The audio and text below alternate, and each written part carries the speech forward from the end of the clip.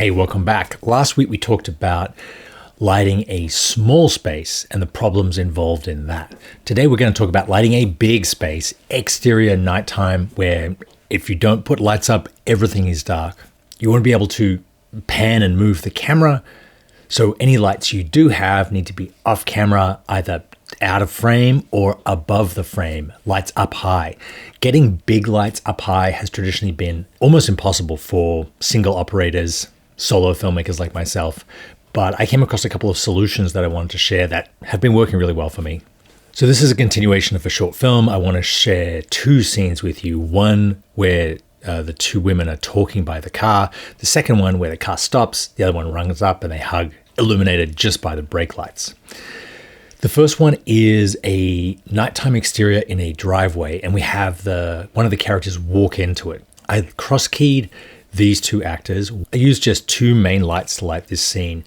They come in a kit. This is the Nanlite FC500B kit. So it's one travel case with two 500-watt bicolor spotlights. Each come with their own ballast and cables and softbox. For this setup, I used one of them through the Kupo 6x6 frame, and to get one up high, I used the Kupo Ultra Boom.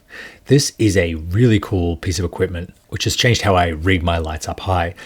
It is a almost 9-foot tube that sits on top of a combo stand and allows you to hoist things really high up in the air. But more than that, it has these very cool handles at one end that manipulate the light at the other. So you can hoist your light up high, in this case, like 15 feet in the air, which was how high we had the boom up, in addition to the height of the stand.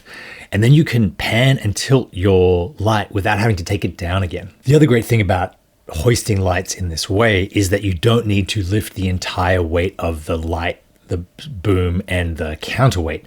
Just by swinging the light up high, you can raise the light with very little effort. So this allowed me to get the light, like I said, 15 feet in the air without having to lift all that weight by myself. And then once it was up there, to be able to dial it in depending on what shot the shot was without bringing it down again.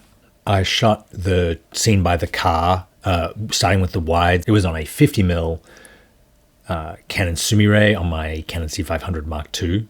So I followed her into the two shot. I then punched in on the sensor to Super 35, which gave me the equivalent of a 70mm lens. I didn't need to move the lights around because the 6x6 was so soft that it worked for both the wide and the close-up, which meant that I could have potentially shot the wide and the close-up simultaneously if I had another camera crew.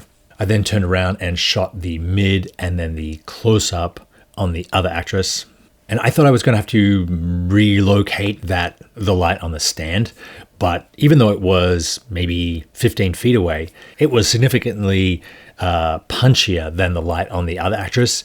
It looked great on her face, and I didn't want to move it at all. It just really made her pop from the background. I did orientate the actors a little bit between shots to get a little bit more of the background. And had I had, another hour, I could have put in a bunch of lights in the background to illuminate the forest behind them, maybe added some haze. I could have spent a lot longer giving this shot an extra 10 or 20%. But when you're shooting independent, you need to prioritize what is going to make the most impact on the shot and keep the story moving. And I was really happy with the result. I punched in to get this cutaway of them handing the doll between one another. And then we moved on to the next setup, which was after saying goodbye, one sister's driving away. She looks up, she sees the other sister running behind the car. She stops the car, she gets out, and they embrace. Because it was now pitch black, I wanted to motivate the light from the brake lights, but the brake lights themselves weren't that bright, even if I'd had someone in the car holding the brake on. So I had another Nanlite. This is the FC500C, which is full color. I had it just on the ground, on the yoke, punching into the back of this car. I think it was only at 50%. If I had wanted to get more output from it and I peaked at 100%, I could have put a white card or some polyboard at the back of the car to get more reflection. But as it stood, it was plenty of power. Then I moved the light that I'd had on the boom, the 500B, back down the driveway to illuminate them from the other side, so it wasn't just this single colored light in the scene. I couldn't really shoot on the tripod this time, so I swapped to my Ergo rig, which is a camera support system that uses sort of like a bungee cable to hang the camera below. And I was able to get the shots that I wanted really quickly. I just framed the colored light out of shot behind the car and then did some movement as well, got a bunch of different shots from a bunch of different angles. I'd love to shoot this way where you're really running and gunning, though you're getting a cinematic result because you're lighting with big light sources, big diffusion.